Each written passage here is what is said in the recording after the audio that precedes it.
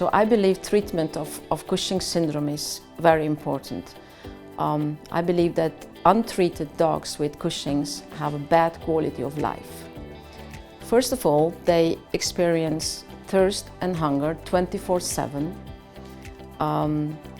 They have exercise intolerance, they have respiratory distress, they experience fatigue, lethargy, and even depression. And even more, untreated Cushing's will lead to complications such as diabetes mellitus and thromboembolic disease. So, treating Cushing syndrome in dogs means improving quality of life, it means prolonging life, and it means preventing complications of Cushing's in dogs.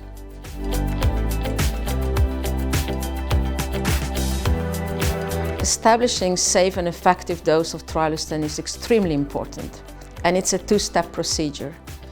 It's looking at the clinical signs, and it's performing endocrine testing with ACTH stimulation test. Speaking about effectiveness, clinical signs, polyuria, polydipsia, polyphagia should improve once the proper dose is established. The question is this dose safe? And we establish safety with ACTH stimulation test. With this test, we look at the adrenocortical reserve, or with other words, how is adrenal gland able to respond to stress, which could be illness as well, for instance. We should perform ACTH stimulation test 2 to 3 hours after administration of Trilostane, because this is a maximum effect of Trilostane in blood. And finally, the dog should never come fasted, because Trilostane is restored with food. We can control most of the dogs with twice daily administration of Trilostane. However, some dogs need 3 times daily administration. So when ACTH stimulation test shows that increasing the dose would be unsafe, we rather increase the frequency of administration than the dose itself. And finally, like in diagnostics, treating dogs with Cushing's is not about the numbers. It's looking at the dog, it's evaluating clinical signs, and this should always be accounted together with ACTH stimulation test.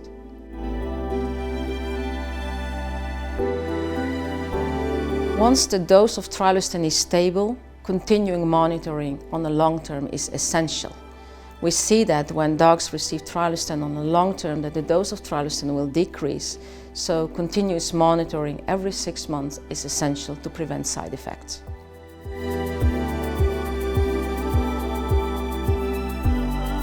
No, there are no precautions when switching from one formulation to another. All medication on the market contains one active substance, which is Trilostane. So unless it's specifically mentioned in SPC, there are no precautions by switching from one formulation to another.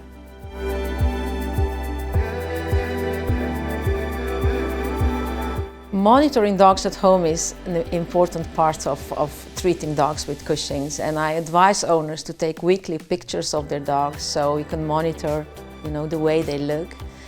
Secondly, I ask them to fill the quality of life scheme so we can track the progress. And finally, they can find the sheet also in the booklet written by Association of Cushing's Owners.